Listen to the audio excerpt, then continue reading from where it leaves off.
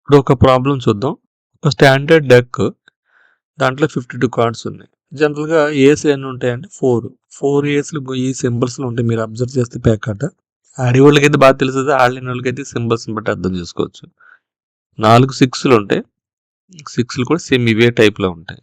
Heart symbols ఉన్నవి 13 ఉంటాయి. Spades కూడా 13 ఉంటాయి. స్పేడ్స్ని ఈ సింబల్తో మనం అబ్జర్వ్ చేయొచ్చు. నాకు స్పేడ్ అంటే ఏంటి తెలియదు, కానీ స్పేడ్లు కూడా 13 ఉంటాయి. సో దీంట్లో మనం ఐడెంటిఫై చేయాల్సింది ఏంటంటే ఏ కానిది ఏంటి అనేది ఐడెంటిఫై చేయొచ్చు. అలాగే ఏఆర్బి అంటే ఏస్లు కానీ 6లు కానీ లేదా హార్ట్లు కానీ స్పేడ్లు కానీ ఇలాగ ఏదైనా ఒక ప్రాబ్లమ్ ఐడెంటిఫై చేయొచ్చు. దానికి ఉపయోగపడే ఫార్ములాస్ ఇవి 2. ఇప్పుడు ఫస్ట్ది ఏస్లు ఎన్ని ఉన్నాయో ఐడెంటిఫై చేద్దాం. ఏస్లు ఎన్ని ఉంటాయి? 4 ఉన్నాయి. ఫేవరబుల్ ఈవెంట్స్ ఎన్ని అంటే 4. టోటల్ ఈవెంట్స్ ఎన్ని? ప్యాక్ ఆటలకి టోటల్ కార్డ్స్ ఎన్ని ఉంటాయంటే 52 కార్డ్స్ ఉంటాయి. సో 4/52 అంటే 1/13. So P of A is equals to 1/13. ఏలు కానివి అన్నారనుకో P of A dash అని అనొచ్చు అనమాట. అప్పుడు 1 minus P of A అనొచ్చు. అప్పుడు 1 minus 1/13 అంటే 13 minus 1 అంటే 12/13. P of A dash ని 12/13 కింద తీసుకోవచ్చు కావాలంటే. ఓకే, నెక్స్ట్ ఇంకొక చిన్న పాయింట్ కింద మాట్లాడుకుందాం. ఏంటంటే P of 6 కానీ ప్రాబబిలిటీ ఆఫ్ 6 కానీ హార్ట్ కానీ వచ్చే ఛాన్స్ ఎంత అంటే P of 6 ఆర్ హెచ్ ఎంత? దీన్ని మనం P of 6 యూనియన్ హెచ్ అని అనొచ్చు. ఓకే, సో మనకి ఫార్ములా ఏంటంటే P of 6 యూనియన్ హెచ్ ఫార్ములాని మనం ఏ విధంగా రాయొచ్చు అంటే ఈ ఫార్ములాని బేస్ చేసుకుని డైరెక్ట్గా ఎలా రాయొచ్చు అంటే P of 6 plus P of H minus P of 6 intersection H. Union అంటే ఆర్ అని అర్థం, ఇంటర్సెక్షన్ అయితే అండ్ అని అర్థం. అండ్ అంటే కలిపి, ఆర్ అంటే లేదా అని అర్థం. సో P of 6లో ఎన్ని ఉంటాయి? 4 ఉంటాయి. సో 4 టోటల్ కార్డ్స్ ఎన్ని ఉంటాయి? 52 ఉంటాయి. సో 4/12 ఎంత అంటే P of 6 ఎంత అంటే 4/12. అలాగే P of హార్ట్లు ఎన్ని ఉంటాయి? హార్ట్లు 13 ఉన్నాయి. 13/52.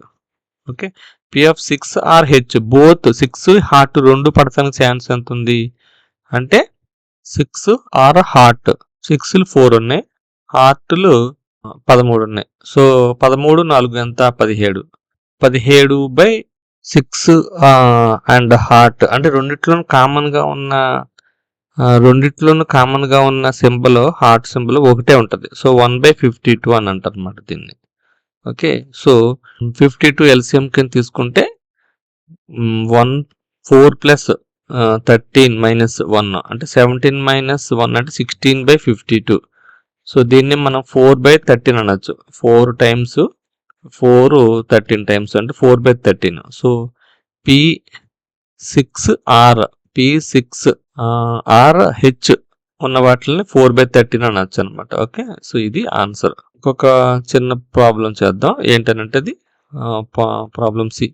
Probability of neither and ace nor a spade కానీ ఏస్ కానీ పడకుండా ఉండే ఛాన్స్ ఎంత అంటే P of ace or spade అంటే P of ace union spade అని రాయొచ్చు. ఈజ్ ఈక్వల్స్ టు జరగకూడదు, నెయిదర్ ఏసు నారు పడకూడదు అంటున్నాడు. అంటే పడి చూసుకున్నది ఏసు ఆర్ స్పేడ్ పడిది 1 minus P of ace 1 minus P of ace. So P of ace union spade dash is equals to 1 minus P of ace union spade. So ఇలా రాయొచ్చు కదా. అదే దీన్ని మన సింపుల్ గా అనాలజీలో P of A dash is equals to 1 minus P of A అని ఎలా అంటున్నాం, అలాగే P of ace union spade dash is equals to 1 minus P of ace union spade అని రాయొచ్చు కదా. సో మనకి ఆల్రెడీ ఇది క్యాలిక్యులేట్ చేసినప్పుడు P of ace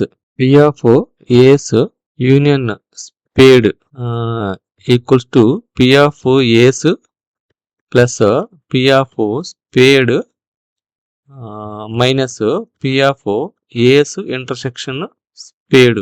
okay, so P of ace ఎంత అంటే ఏస్ రావడానికి మనకి 4 ఛాన్సెస్ ఉన్నాయి 52 కార్డ్స్ లో. సో 4/52. అలాగే స్పేడ్ కూడా ఎన్ని ఉంటాయంటే స్పేడ్ కూడా 13 ఉంటాయి. సో ఏస్లు 4 ఉంటాయి, స్పేడ్లు 13 ఉంటాయి. సో 13/52 మైనస్ ఏస్ ఇంటర్సెక్షన్ స్పేడ్. ఏస్ కానీ స్పేడ్ కానీ అంటే బోత్ కామన్ గా ఉన్న ఏసు స్పేడ్లో కామన్గా ఉన్న ఏంటంటే 1/52. సో 17 - 1 అంటే 16/52 అంటే 4/13. Okay. So therefore the complement neither ace or spade అంటే neither ace or spade either ace nor spade ఉన్న ఛాన్సెస్ ఎంత అంటే 1 మైనస్ ఇది ఈ పార్ట్ ఇది 1 - p of ace union spade is equals to 1 - 4/13. 13 - 4/13. So 9/13. Okay. So ఇది neither ఏస్ నార్ spade. So ఇలా problem చేయొచ్చు. కొంచెం టిపికల్గా అనిపించిన 1-2 సార్లు వింటే కనుక మీకు ఈజీగా అర్థమవుతుంది. ఇది ఒకటే కన్ఫ్యూజన్ వస్తుంది. ఏసు స్పేడు బోత్ అంటున్నాడు కాబట్టి బోత్ వీటిల్లో కామన్గా ఉన్నది ఒకటే ఉంటుంది సింబల్. సో ఆ సింబల్ ఉన్నది 1/52. ఓకే. అంతే. ఈ వీడియో కనుక మీకు నచ్చినట్టయితే షేర్ చేయండి, లైక్ చేయండి, సబ్స్క్రైబ్ చేయండి, మరి ముఖ్యంగా బెల్ ఐకాన్ ప్రెస్ చేయడం మర్చిపోకండి. Thank you very much. See you again. Bye by.